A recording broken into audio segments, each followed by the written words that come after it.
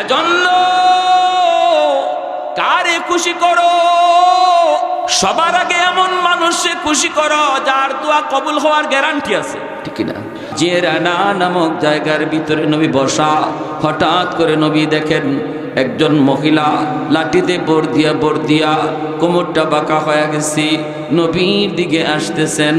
আল্লাহর নবী এই দৃশ্যটা দেখা মাত্রই চেহারাটা নবী দেখে চিনে ফেলছেন। মায়ার নবী সাহাবায়ে কেরামের মজলিস রেখে নবী দৌড় দিয়া মহিলার দিকে আগাইতে লাগলেন। সাহাবায়ে কেরাম অবাক অবাক। রহমতের নবী কারো সম্মানে কখনো দাঁড়ান না, আগায় যাওয়ার প্রয়োজন হয় না, কারণ আমার নবীর চেয়ে সম্মানী জমিনে আর কেউ নাই, ঠিক না? উঠতে হয় না, যাইতে হয় না। কিন্তু এই সেই মহিলাকে কি তার পরিচয়, কি তার পরিচয়? যার সম্মানে মায়ার নবী শুধু দাঁড়ালেন তা নয়, নবীজি দৌড়ে যাইতেছেন, যেরকম সুবহানাল্লাহ। সাহাবায়ে কেরাম পিছনে পিছনে দৌড়াইতেছেন, সাহাবায়ে কেরাম পিছনে পিছনে দৌড়ান। মায়ার নবী কাছে যায় বলতেছেন, মা গো, ও মা, তুমি কষ্ট করে কেন মুহাম্মদের দরবারে একবার তুমি খবর দিলা না কেন? আমাকে খবর দিলেই তো মুহাম্মদ তোমার দরবারে হাজির হয়ে যেত। মা গো, মুহাম্মদের দরবারের চেয়েও তুমি মার দরবার অনেক দামি। মা, এই বই আমার নবীর চোখ দিয়া দর দর করে পানি ঝরে, নিজের নবুয়তি চাদর মাটিতে বিছায় দিলেন। নবুয়তি চাদর মাটিতে বিছায় নবী বলেন, মা, জুতা খুলবা না, জুতা খুলবা না গো মা, তোমার জুতা সহ নবীর নবুয়তি চাদরে বসো, তোমার জুতার পায়ের দুলিতে নবীর নবুয়তি চাদর তন্ন হবে। আল্লাহ নবীর এই দৃশ্য দেখা মাত্র সাহাবায়ে কেরাম অবাক। কে সেই মহিলা, কি তার পরিচয়? আমার নবীর মা তো নাই, মা তো মারা গেছেন। নবীর মা তো সেই শিশুকালেই মারা গেলেন। নবীর মায়ের নাম ছিল আমেনা। তাহলে এই মহিলাকে কি তার পরিচয়? আল্লাহর নবী তার নবুয়তি চাদরে বসায় দিয়েছেন জুতা সহ। এইবার নবীজি বলতেছেন, সাহাবীরা রে, তোমরা তো জানো তোমাদের নবী এতিম, জন্মের আগেই নবী বাবা হারাইছে, শিশুকালে নবী মা হারাইছে। তারপরে জানো নবীকে একজন মহিলা দুধ খাওয়াইছে, নবীর দুধমার নাম তোমরা জানোনি। সাহাবীরা কয়, নবী গো, দুধমার নাম হালিমা সাদিয়া। আল্লাহর নবী বলেন, সারা জীবন শুধু নাম শুনেছো, নাম শুনেছো, জীবনে কোনোদিন দেখো নাই, আজকে নিজের চোখে দেখে নাও। নবীর নবুয়তি চাদরে যিনি বসলেন, ইনি আর কেউ নন, ইনি নবীর দুধমা, যার নাম হলো হালিমা সাদিয়া। করাচির হজরত নামাজ পড়েন আর দেখেন একটা যুবক ডান হাত কাপড় দিয়ে পেঁচানো। তো উনি নামাজ শেষ করার পরে যুবককে ডাক দিলেন, ডাক দিয়ে বলতেছেন, যুবক, তোমার নামাজটা আমার বড় পছন্দ হয়েছে, কিন্তু ডান হাত কাপড় দিয়ে পেঁচানো কেন? কাপড় দিয়ে পেঁচানো কেন? এই কথা বলতেই যুবক বলতেছে, আল্লাহর ওলি, আমার ডান হাতে পচন শুরু হয়েছে, দুর্গন্ধ বের হয়। এই পচনের দুর্গন্ধ এত খারাপ, যদি আমি কাপড় দিয়ে পেঁচায় না রাখি তাহলে মসজিদের ভিতরে দুর্গন্ধে কেউ টিকতে পারবে না, এজন্য পেঁচায় রাখি। আল্লাহর ওলি তখন বলেন, যুবক, কেন তুমি কি কোনো ডাক্তার দেখাও না? যুবক বলতেছে, আল্লাহর ওলি, আমি সব ডাক্তার দেখাইছি, কিন্তু কোনো ডাক্তার আমার রোগ ধরতে পারে না, কোনো ডাক্তার আমার রোগ ধরতে পারে না। বলে, ভালো ডাক্তার দেখাও।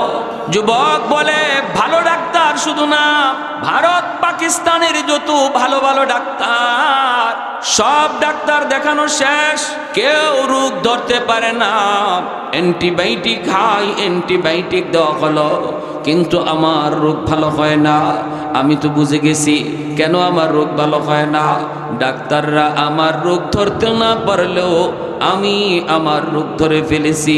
এই বইলেই যুবক হাউমাউ করে কাঁদতে লাগলো, চোখের পানি মুছতেছে, কথা যেন আর বলতেই পারে না, জবানে তার কথা আটকে যাচ্ছে।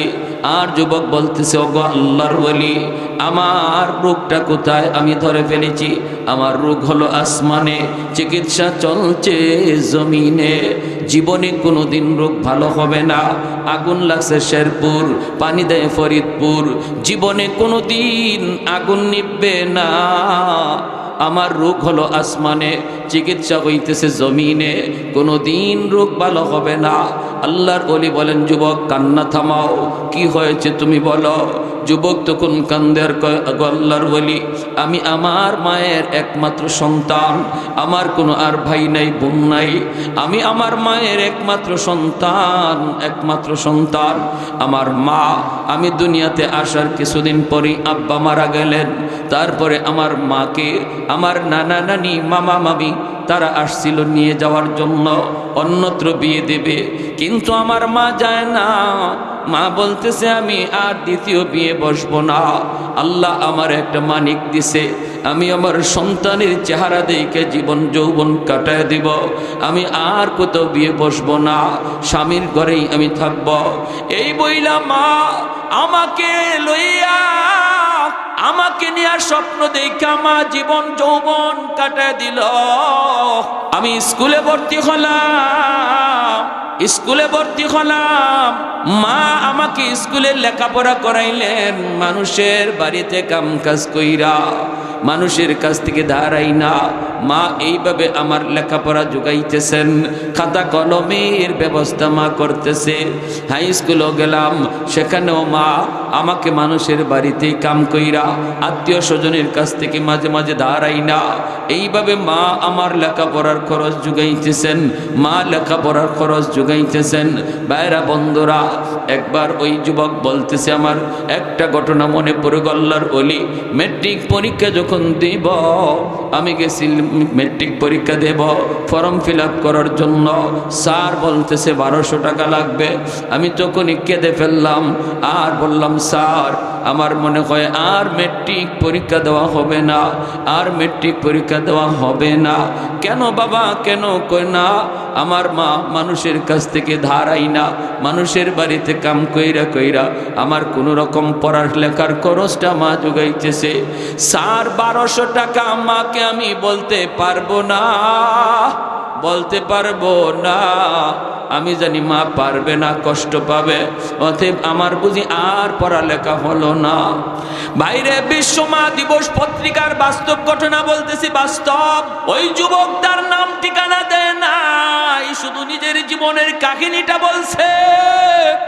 যুবক কান্না করে করে বাড়িতে চলে আসলো, পড়ার টেবিলে বসলো, কিন্তু পড়ে না, চোখ দিয়া পানি ঝরে। মা আড়াল থেকে দেখে ফেলেছে সন্তানের মন বড় ভারী। এই সেই মা ডাক দিয়ে কয়, বাবা কি হয়েছে রে বাবা, মন খারাপ কেন? বাবা কি হয়েছে? ছেলে কয়, মা কিছু হয় নাই। কয়, না রে বাবা, কিছু তো হয়েছে। কারণ সন্তানের যদি কোনো ছোট বড় বিপদ হয়, সন্তান যদি কষ্ট পায়, সবার আগে টের পায় মা। আওয়াজ দিয়া বলেন ঠিক কিনা? বিদেশ বাড়িতে যদি সন্তানের বিপদ হয়, কেউ না জানলেও সবার আগে জানে মা। এটা রক্তের সম্পর্ক। মা কয়, বাবা কিছু একটা তো হয়েছে বল। ছেলে বলতেছে, মা ও মা, না বইলা তো হয় না মা, তোমাকে বলতে হয়। মা গো, আমার মেট্রিক পরীক্ষা দেওয়া হবে না। কেন রে বাজান? 1200 টাকা লাগবে গো মা। কেমন করে তুমি দিবা? এজন্য তোমাকে বলি নাই, তুমি কষ্ট পাবা। মাগো যদ্দূর পড়ালেখা করেছি, দেখি কোনো রকম একটা ছোটোখাটো কিছু কাজ পাই কিনা। মায় কইতেছে, বাবান টেনশন করবি না, পাশের রুমে যায় দেখো একটা মাটির ব্যাংক আছে, এই মাটির ব্যাংকটা যায় ভাঙ্গো, মনে হয় ব্যবস্থা হয়ে যাবে। আর ব্যবস্থা করবেন আমার আল্লাহ। মাটির ব্যাংকটা দেয়া ভাঙলো, ভাঙ্গা পয়সাগুলি গনে বিসমিল্লাহ বলে গইনা দেখে মার রাখা সম্পদ, মার রাখা টাকা আল্লাহ বরকত দিয়ে দিছে, একদম 1200 টাকাই হয়ে গেছে। যা লাগবে তাই হয়ে গেছে। এইবার ছেলে কান্দের কই মা গো, ও মা তুমি কেমনে টাকাগুলি জমাইছো গো মা, মা তুমি কেমনে জমাইছো একটু বলো। মা কই বাবা যেই বাড়িতে কাম করি মাসে তো বেতন দেয় কিছু টাকা দেয়, মাঝে মাঝে আমার 2টা ডিম দিত, একটা ডিম তোমারে দিতাম খাওয়ার জন্য, আরেকটা ডিম মায়ের জন্য রাখতাম।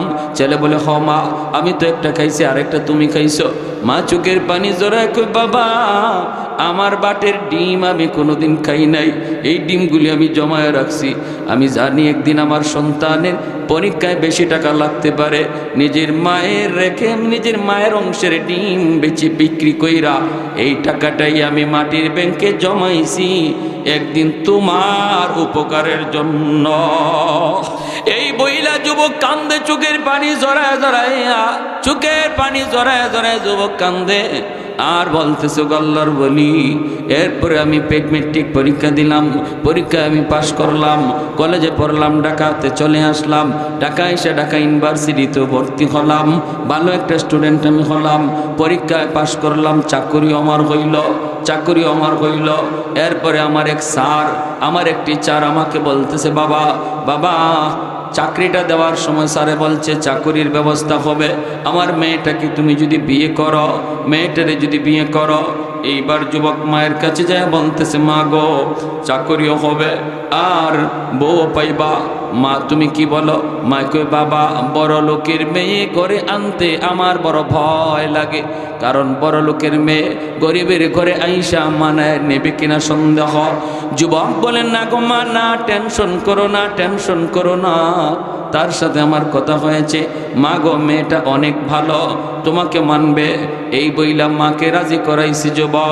যুবক রাজি করাইয়া মাকে, যুবক রাজি করাইয়া বউটারে ঘরে নিয়ে আসছে। ভাইরে দিন যায় রাত যায়, মা মনে মনে যা ভাবছিল তাই ঘটে গেল। বড় লোকের শিক্ষিত মেয়ে গরিবের ঘরে আইসা গরিব মাকে মা কইয়া ডাকতে তার বড় শরম লাগে। বাইরে আস্তে আস্তে দিন যেতে লাগলো, মায়ের বিরুদ্ধে যুবকের কানে কানে নালিশ দেয়, স্বামীর কানে কানে নালিশ দেয় মায়ের বিরুদ্ধে, অফিস থেকে আসলে পরে মায়ের বিরুদ্ধে নালিশ দেয়। যুবক বলতেছে আল্লাহর ওলি গো প্রথম আমি তার দেওয়া অভিযোগ আমি বিশ্বাস করি না, বরং আরো বলছি সাবধান, আমার মায়ের বিরুদ্ধে তুমি কোনো কথা বলবা না। জানো না তুমি আমার মা, আমার শুধু মা না, আমার মা, আমার মাও, আমার বাবাও, সব কিছু মা করছে, মার বিরুদ্ধে কিছু বলবা না।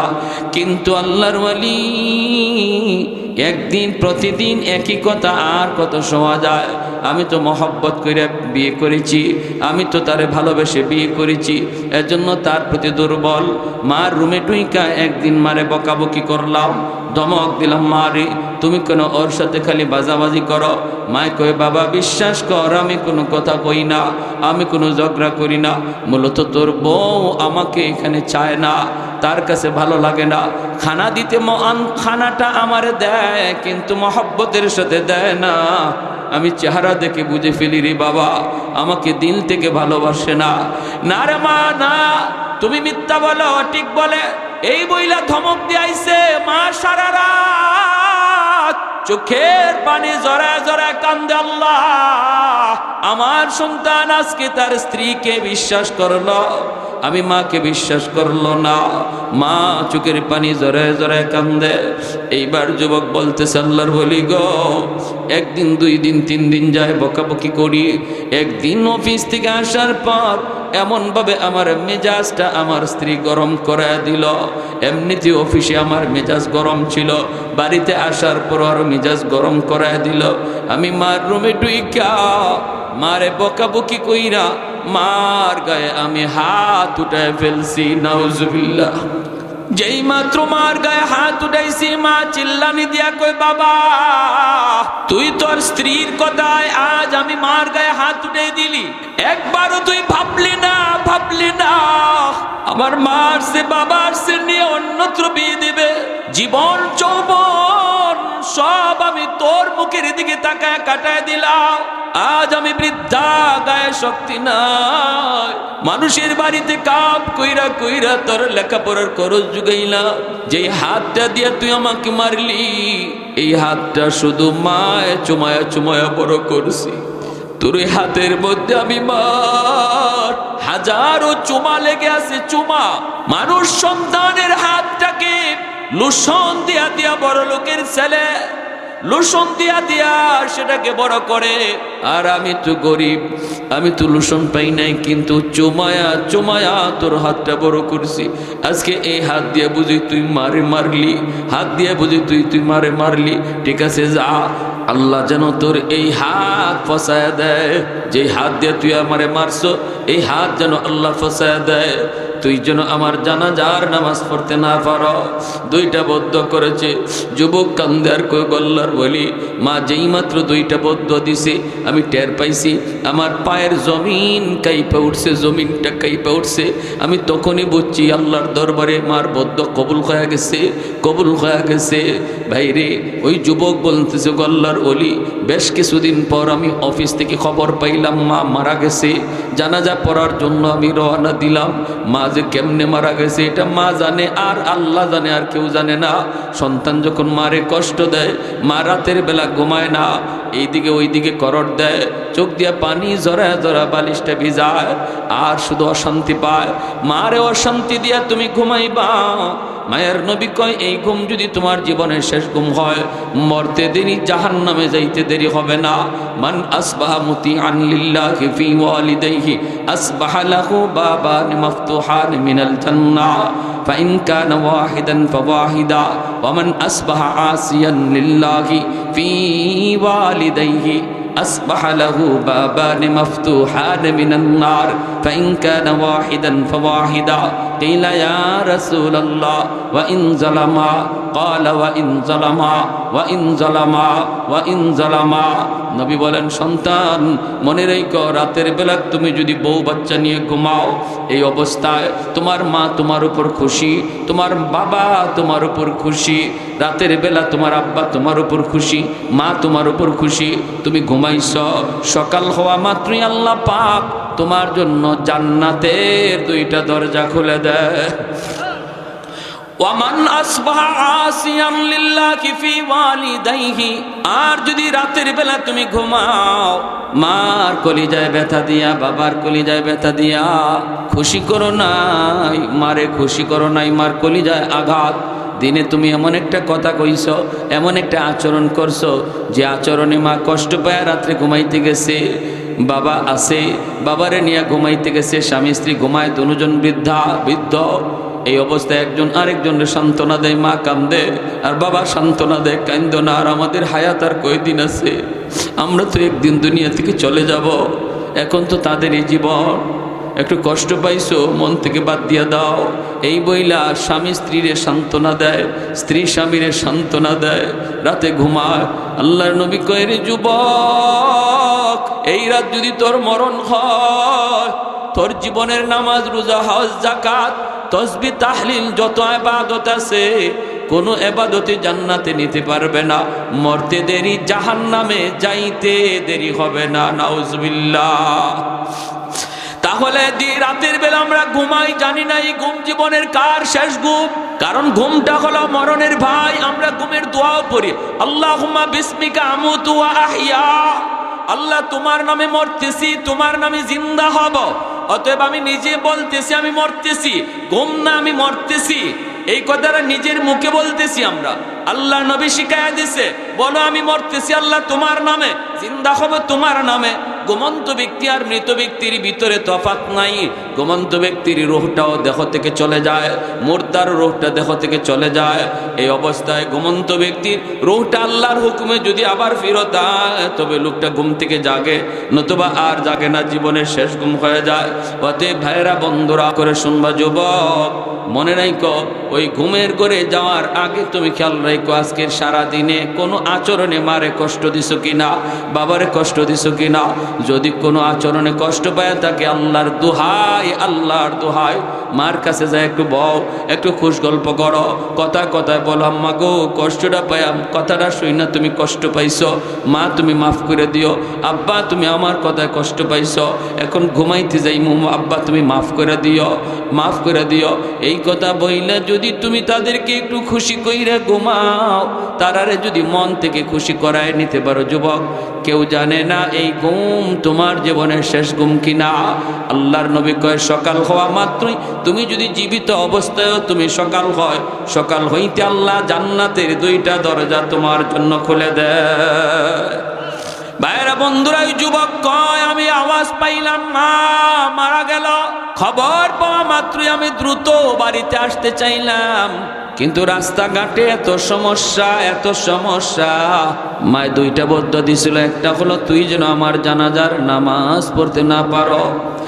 আমি আসতে চাইলাম জানাজা পড়ার জন্য তাড়াতাড়ি, কিন্তু পারি নাই, রাস্তাঘাটে এত সমস্যা হয়েছে আল্লাহর ওয়ালি, পৌঁছতে পৌঁছতে অনেক দেরি হয়ে গেল, মানুষজন আমাকে সারাই জানাজা পড়ে ফেলল।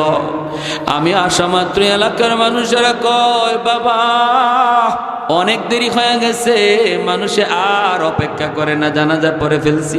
যুবক কান্দেন কই বাবা তোমাদের কোনো দোষ নাই, কারণ আমার অফিস থেকে এখানে পৌঁছতে অন্যদিন এত দেরি হয় না, আজকে যত দেরি হয়েছে। আর কেন দেরি হয়েছে আমি বুঝে ফেলেছি, মূলত এটা আমার তকদিরের লেখা। মার একটা বদ্দুয়া কবুল হয়ে গেছে, একটা বদ্দুয়া কবুল হয়ে গেছে। এই বইলা যুবক কাঁদতেছে কাঁদতেছে। ভাইরে বন্ধুরা, এরপরে যুবক বলে গল্লার বলি আমি তো বুঝে গেছি দ্বিতীয় বদ্দুয়াটাও কবুল হয়ে যাবে, তুই যেই হাত দিয়ে আমারে মারছো এই হাত যেন আল্লাহ ফসায় দেয় পচায় দেয়। অল্প দিনের ভিতরে আমি দেখলাম আমার ওই হাতের মধ্যে ফুরা দেখা দিছে, ফুরা, এই ফুরা থেকে পচন দুর্গন্ধ বের হয়, এই পচা জায়গার মধ্যে পুক জমে গেছে, পুক। ডাক্তার দেখাইতে গেলাম, অ্যান্টিবায়োটিক হাই অ্যান্টিবায়োটিক দিল। ডাক্তাররা কয় আমরাও তো বুঝি না কেন তোমার পচন ভালো হয় না, কারণ এই ঔষধে তো পচন ভালো হওয়ার কথা, কেন হয় না আমরা তো বুঝতেছি না, আমরা তো বুঝি না। কিন্তু আমি দেখতেছি আমার পচন শুধু উপরে উঠতেছে, পুরা হাতটা পইচা যাইতেছে, উপরে উঠতেছে। একটা পর্যায়ে ডাক্তার বলে আর আমাদের কাছে কোনো চিকিৎসা নাই। আমি ডাক্তারকে বললাম ডাক্তার আমি জানি আমার রোগের ঔষধ কোথায়, আমার রোগ হলো আসমানে, চিকিৎসা করছো তোমরা জমিনে, আমার রোগ কোনোদিন ভালো হবে না, এটা আমার মার বদ্দুয়া, আমার বদ্দুয়া। এই যুবক বলে আল্লাহর বলি যেই বউয়ের কারণে, যে স্ত্রীর কারণে মার গায়ে হাত উঠাইছিলাম, এই স্ত্রীও আমাকে ফালাইয়া বাপের বাড়ি চইলা আরেক লোকরে বিয়ে করছে। আমি এখন একা, মানুষজন কেউ আমার বাড়িতেও থাকতে দেয় না, এত দুর্গন্ধ এত দুর্গন্ধ। রাস্তায় রাস্তায় ঘুরি, চাকরি বাকরি সব আমার গেল, আপনজন প্রিয়জন সবাই এলাকা থেকে তাড়ায় দিল। এখন আমার রাস্তায় রাস্তায় ঘুরি আর মসজিদে মসজিদে থাকি। আমি এইভাবে কাপড় দিয়ে পেঁচায় পেঁচায় রাখি পছন্দ, যেন দুর্গন্ধ কেউ টের না পায়, টের না পায়। এই সব কিছু বাপ মার ওই মায়ের বদ্দুয়া। এজন্যই নবী বলেছে যুবক 3 ব্যক্তির দোয়া বদ্দুয়া সরাসরি কবুল। এর ভিতরে এক ব্যক্তি হলো বাপ মা, তাদের দোয়া বদ্দুয়া কবুল। যদি দোয়া নেও আব্দুল কাদের জিলানির দোয়ার আগেও মার দোয়া বাবার দোয়া কবুল হবে। আর যদি বদ্দুয়া নেও বাপ মার বদ্দুয়া ফিরাইবার মতো ক্ষমতা আসমানের নিচে কারণ। নবীজি একদিন মদিনার মসজিদের কবরের পাশ দিয়ে যাচ্ছেন। মদিনার কবরস্থানের নাম জান্নাতুল বাকি। জান্নাতুল বাকির পাশ দিয়ে আল্লাহর নবী যাচ্ছেন সাহাবায়ে কেরাম নবীর সাথে। আল্লাহর নবী বলেন সাহাবীরা এই যে একটা কবর দেখা যাচ্ছে নতুন, আল্লাহ আমাকে অন্তর চোখে দেখাইতেছে এই কবরের মধ্যে একটা যুবকের লাশ, আর জাহান্নামের আগুনে জ্বলতেছে, সাপের কামড় খাইতেছে, আগুনে পুড়তেছে, আর মা মা কয়ে চিৎকার করে কাঁদতেছে। রহমতের নবী বলেন সাহাবীরা রে আমি তো রহমতের নবী, এই কবরের পাশ দিয়ে এই অবস্থায় যুবকের আমি চলে যাব, হয় না একটু সুপারিশ করব আল্লাহর কাছে, তোমরা আমিন আমিন বলবা। সাহাবায়ে কেরাম বলে নবী গো আপনি হাত উঠান। আমার নবী আপনার নবী, উম্মতের কষ্ট দেখলে নবী সইতে পারে না, ঠিক কিনা? দরদি নবী, উম্মতের দরদি নবী। এই জন্য নবী কই সাহাবীরা রে তোমরা কেউ দেখো না, কিন্তু আল্লাহ আমাকে দেখাইছে এই কবরের ভিতরে যুবকের আযাব আযাব, আমি একটু আল্লাহর কাছে সুপারিশ করব, তোমরা আমিন আমিন বলবা। নবী হাত বাড়ায় দিলেন, মালিক, ও মালিক, তুমি তো আমাকে রহমতের নবী বলেছ, তুমি তো রহমতের নবী বলেছ, রহমতের নবী কবরের পার দিয়া চলে যাবে আর কবরের ভিতরে আযাব হবে, হয় না, হয় না। আল্লাহ, আমি তোমার দরবারে সুপারিশ করলাম, আল্লাহ তুমি যুবকের কবরের আযাব মাফ করে দাও। নবী যখন আল্লাহর কাছে দোয়া চাইলেন, সাহাবায়ে কেরাম আমিন বলে আমিন বললেন, আল্লাহ তুমি কবুল করো। নবী দেখেন আযাব বন্ধ হলো না। এরপরে মায়ার নবী আবারও হাত উঠাইলেন, মালিক, ও মালিক, মালিক, তুমি তো আমাকে রহমতের নবী বলেছ, আমি তো নিজে নিজে বলি না আমি রহমতের নবী। ওয়ামা আরসালনাকা ইল্লা রাহমাতাল লিল আলামিন, তুমি তো রহমতের নবী বলেছ। রহমতের নবী কবরের পাশ দিয়া গেলে যদি আযাব বন্ধ না হয়, তাহলে রহমতের নবী বানায় লাভ কি? আল্লাহ আবার হাত উঠাইলাম, নবী হাত উঠে দোয়া করেন, সাহাবীরা আমিন বলেন, আযাব বন্ধ হয় না। এইবার নবী আবার হাত উঠাইলেন আর কান্দেন, মালিক, কোথায় আমি ভুল করলাম? আমার হাতের দাম বুঝি তোমার দরবারে কবে গেল? এই হাতটা কোন জায়গায় অন্যায় করছে মালিক, আমি বুঝি না, আমাকে বুঝা দাও। আল্লাহ, আমার কোথায় ভুল হয়ে গেছে, আমাকে ধরে দাও। আল্লাহ পাক রব্বুল আলামিন কয়, বন্ধু, তোমার হাতের দাম কমে নাই, হাতের দাম কমে নাই, তোমার কোনো দোষ না বন্ধু। যেই যুবকের আযাব হয়, এই যুবকের মা এখনো দুনিয়ায় জীবিত, মার কলিজায় অনেক ব্যথা, মার কলিজায় অনেক ব্যথা। মরণের সময়ও মায়ের সন্তানরে মাপ দেয় নাই, এত কলিজায় ব্যথা। ওই মা যতক্ষণ পর্যন্ত মাফ না দিবে, আমি আল্লাহ তোমার দোয়াও কবুল করব না। যতক্ষণ পর্যন্ত মায় মাফ না দিবে বন্ধু, তোমার সুপারিশও আমি কবুল করব না। আল্লাহর নবী, রহমতের নবী, মায়ার নবী তখন নিরাশ হয়ে গেলেন। নবী এবার বুঝতেছেন, বাপ্পার কলিজায় যদি ব্যথা থাকে, ফিরেও যদি আমার জন্য দোয়া করে, পেশাব যদি দোয়া করে, দোয়া কবুল হবে না। কেমনে পেশাব? শুধু বর্তমানে পেশাব না, আব্দুল কাদের জিলানী, মঈনুদ্দিন চিশতি, কুতুবউদ্দিন কাকির মতো বড় বড় ওলি আল্লাহ যদি দোয়া করে, দোয়া কবুল হবে না। যদি বাপমার কলিজায় ব্যথা থাকে, কেন হবে না? কারণ রহমতের নবীর দোয়া ওই কবুল হইছে না, আমার নবীর সুপারিশটাই কবুল হইছে না। অতএব আমার পেশাব তো নবীর থেকে বড় না, নবীর সুপারিশটাই যেখানে কবুল হয় না, মার কলিজায়, বাবার কলিজায় যদি ব্যথা থাকে, নবী, রহমতের নবী সাহাবায়ে কেরামকে বলেন, সাহাবীরা রে, গন্ডগোল তো অন্য জায়গায়, তাড়াতাড়ি করে তার মারে খবর দাও, আমি নবীর সালাম যায় পৌঁছাও। সাহাবায়ে কেরাম যায় তার মাকে সালাম জানাইলেন। মা নবীর কাছে আসলেন, বৃদ্ধা মহিলা। আল্লাহ নবী সালাম জানায় বলতেছেন, মা গো, কবরখানা চিনুনি? মহিলায় কই, নবী গো চিনি, এটা তো আমার সন্তানের কবর, আজ থেকে 1 সপ্তাহ আগে মারা গেছে। আল্লাহর নবী বলতেছেন, মা, এই ছেলে বুঝি তোমারে দুনিয়াতে খুব কষ্ট দিছে, তোমারে অনেক যন্ত্রণা দিছে, তোমার অমান্য অবাধ্য হয়ে চলছে। অনেক সন্তান সমাজে বাপ মারে ঠিক মতো খানা দেয় না, বাপ মার খাওয়ানোর খোঁজখবর নেয় না, নিজের শহরে থাকে, গ্রামে বৃদ্ধা বাপ মার কোনো খবর নেই, বউ বাচ্চা নিয়ে শহরে বাসা নিয়ে থাকে, মার কলিজায় খাকা করে, হায়রে আমার সন্তানটারে যদি এক নজর দেখতাম। বাপ মার সন্তানের কাছ থেকে পয়সা করিও চায় না, চায় শুধু মন দিয়া, মুখটা দিয়া মারে আম্মা কয়ে ডাকবো, আর বাবার আব্বা কয়ে ডাকবো, আর বাপ মারে খোঁজখবর নিব। সাধ্য মতো অনেক গরিব পোলাপান নিজে চলতে পারে না, তারপরও বাপ মারে খুশি রাখতে পারে, বেশি বেশি আম্মা আব্বা কয়ে ডাক দিয়া। আবার কোটি কোটি টাকার বোলা, সেও বাপ মার দিল খুশ করতে পারে না, কারণ মারে এত বেশি খবর নেয় না, বাপ মারে এত বেশি আম্মা আব্বা কইয়া ডাকে না। ঠিক কিনা? জোরে কর ভাইরা আমার। আল্লাহ নবী কই, সাহাবীরা যাও। মহিলা আসা মাত্রই নবী বলে, মা, কবরখানা চিনুনি? মহিলায় কই, নবী গো, আমার সন্তানের তোমারে বুঝি ভীষণ কষ্ট দিছে। মহিলা চোখের পানিটা নিচের দিকে ফেলায় দিছে, কথা কয় না, কাঁপতেছে, টুটটা কাঁপতেছে মহিলা। নবী কই মা গো, এজন্য তোমার ছেলে কবরে আযাব হইতেছে, আযাব ভীষণ আযাব হইতেছে, সাপের কামড়, আগুনে পুড়তেছে। আর মা মা কয়ে চিৎকার করে কাঁদতেছে। আল্লাহ আমাকে অন্তর চোখে দেখায় দিছে, মা গো আমি তোমার সন্তানের জন্য একবার নয় 3 বার সুপারিশ করেছি, কিন্তু আল্লাহ আমার সুপারিশ ফিরিয়ে দিছে।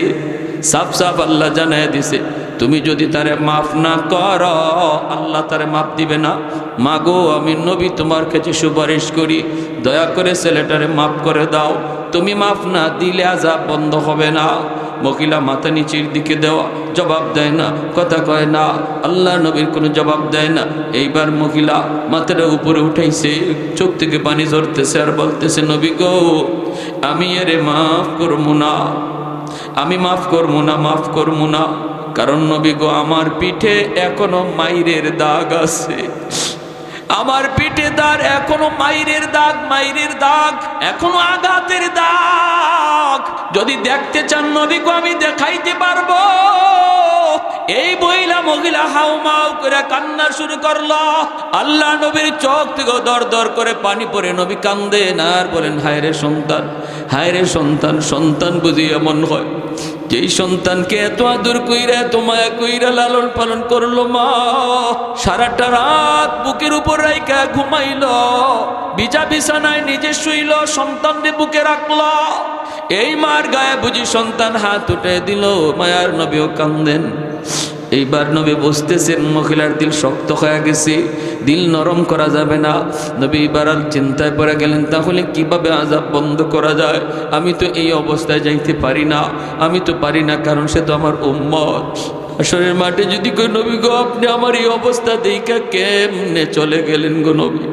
আল্লাহ নবী রহমতের নবী কো, মালিক কবরের আযাবটা আমারে যেভাবে তুমি দেখাইতেছো তার মারেও দেখায় দাও। কারণ আমি নবী জানি, মা যদি নিজের চোখে সন্তানের বিপদ দেখে, আযাব দেখে, তাহলে দিল নরম হয়ে যাবে। কারণ সন্তানের বিপদ বাপ মা সইতে পারে না, সন্তানের কষ্ট বাপ মা সইতে পারে না। যতই সন্তানের উপরে বিরক্ত হোক, সন্তান যদি বিপদে পড়ে সবার আগে বাপ মা দায়, সবার আগে বাপ মা যায় দাঁড়ায়। আল্লাহর নবীকে আল্লাহ আযাবের দৃশ্যটা মার চোখে দেখায় দাও। রব্বুল আলামিন কয়, বন্ধু তোমার এই সুপারিশ আমি আল্লাহ কবুল করলাম। সাথে সাথে কবরের আযাবের দৃশ্য নবীও দেখেন, মহিলাও দেখে। চোখের খামন দিকে কুদরতি পর্দা আল্লাহ সরায় দিলেন। মা যেই মাত্র দেখে ছেলে মা মা কয়ে চিৎকার করে ডাকে, সাথে সাথে মার দিল নরম হয়ে গেছে। আযাবের দৃশ্য আর মা মা ডাক শোনা মাত্রই মার দিল নরম হয়ে গেল। মা ডাক দিয়া কয়, নবী গো, ওগো নবী আমি ভাবতে পারি নাই, আমি বুঝি নাই আমার ছেলে এত কষ্টে। ওগো নবী আমার মনে যত কষ্ট ছিল, যন্ত্রণা ছিল, সব আমি ভুলে গেলাম, আমি আমার সন্তানরে মাফ করে দিছি। মায়ার নবীর কাছে মা এই কথা বলতে দেরি, আযাব বন্ধ হতে দেরি হয় না। এজন্য ভাইরে বলতেছিলাম, একটু ভালো করে ইয়াদ করো যুবক, যাদের ঘরে মা আছে বাবা আছে, সাবধান, এখনো সময় আছে, কদর করো, এখনো সময় আছে, কদর করো। বাপ মারে খুশি করে কিন্তু আল্লাহ পাওয়া যায়, বাপ মারে খুশি করে আল্লাহকে পাওয়া যায়। বাপ মারে নারাজ কইরা কোনোদিন আল্লাহকে পাওয়া যায় না। আর যদি বাপ মারে রাজি কইরা আল্লাহরে পাও, দুনিয়াতে নগদ পুরস্কার 1 নম্বর।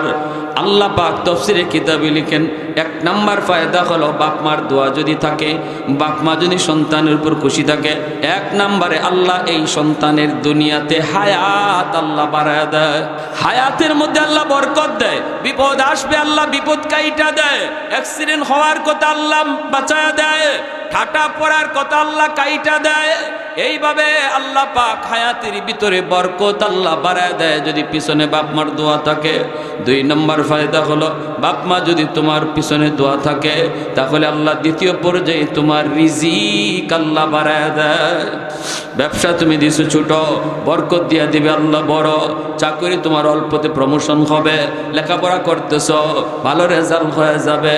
এইভাবে তোমার দুনিয়ার লাইনে আল্লাহ পাক তোমারে আগায় দিবে। 3 নম্বর হলো, তোমার সন্তানকে আল্লাহ মানুষের মতো মানুষ আল্লাহ বানায় দিবে, তোমার সন্তানটাও মানুষের মতো মানুষ হবে, তোমার সেবা করবে, তোমার খেদমত করবে। আর যেই সমস্ত সন্তান বাপ মার সেবা করে না, 1 নাম্বার দুনিয়ার ক্ষতি হলো, হায়াতের ভিতরে বরকত পাবে না, অল্প দিনে দুনিয়াতে অ্যাক্সিডেন্টে মারা যাবে। 2 নম্বর রিজিকের ভিতরে বরকত পাবে না, ব্যবসা দিবে, অনেক টাকা লাগাবে, কিন্তু লাভ অনুযায়ী আশা অনুযায়ী ফল পাবে না, তার সন্তানকে তার মতো মানুষ বানাতে পারবে না। বাইরের জন্য বলতেছিলাম এই হলো দুনিয়ার নগদ ফায়দা। আর যাদের বাপ মা দুনিয়ায় নাই, আমাদের জন্য করণীয়, নবী বলে বাপ মা যাদের দুনিয়াতে নাই তোমাদের জন্য করণীয়, মান যারা কবর আবাওয়াইহি ফি কুল্লি জুমাতিন গুফিরা লাহু কুতিবা বাররান। জুম্মার নামাজ পড়া কোনো সন্তান বাপ মার কবর জিয়ারত করতে ভুলবা না। নবী বলেন জুম্মার দিন মা বাবার কবর জিয়ারত কোনো সন্তান ভুইল না। জুম্মার দিন যদি বাপ মার কবর জিয়ারত করো, আল্লাহ পাক দুনিয়াতে অনিচ্ছায় যদি বাপ্পারে কষ্ট দিয়া থাকো, আল্লাহ মাফ করে দিবে। বাধ্য সন্তানের তালিকাভুক্ত আল্লাহ বানায় দিবে, বাধ্য সন্তানের তালিকাভুক্ত বানায় দিবে। আর ইচ্ছা অনিচ্ছায় কিছু ভুল ত্রুটি হলে আল্লাহ মাফ করবে। অতএব জুম্মার দিন বাপ্পার কবর জিয়ারত কঠিন না সহজ? 5 ওয়াক্ত নামাজ বাদ দিয়া না পইরা? কারা কারা 5 ওয়াক্ত নামাজ পইরা জুম্মার দিন কবর জিয়ারত করার নিয়ত আছে? একটু হাত উঠান তো আল্লাহর কাছে। আল্লাহ তুমি প্রতিটা হাতকে কবুল করো। যুবক হাত বাড়াও, তুমি যে দাদা দাদির কবর জিয়ারত করবা জুম্মার দিন ফজরের নামাজ পইরা, অথবা জুম্মার নামাজ পইরা, অথবা আসরের নামাজ পইরা, যে কোনো এক টাইমে ফজরের পর থেকে সূর্য ডুবার আগ পর্যন্ত অবশ্যই আমরা এক টাইমে কবর জিয়ারত করব ইনশাআল্লাহ। এটা আমাদের মুর্দেগানের হক, এটা আমাদের মুর্দেগানের হক। আল্লাহ সবাইকে তৌফিক দান করুন। কুকুর ধরলে কি ওযু ভেঙে যায়? আর কি উদ্দেশ্যে কুকুর পালা যায়? আছে কুকুরের যে কি আছে মুখের, এটা যদি লালাটা যদি লাগে তাহলে নাপাক হয়ে যাবে। আর যদি তোমার কুকুর পালা যায় কি না, না, বর্তমানে যে কুকুর আশপাশে থাকে এর দ্বারা রহমতের ফেরেশতা আসে না। আল্লাহ পাক আমাদেরকে বুঝার তৌফিক দান করুন। দুরূদ শরীফ পড়ি, আল্লাহুম্মা সাল্লি আলা মুহাম্মদ ওয়া আলা আলি মুহাম্মদ কামা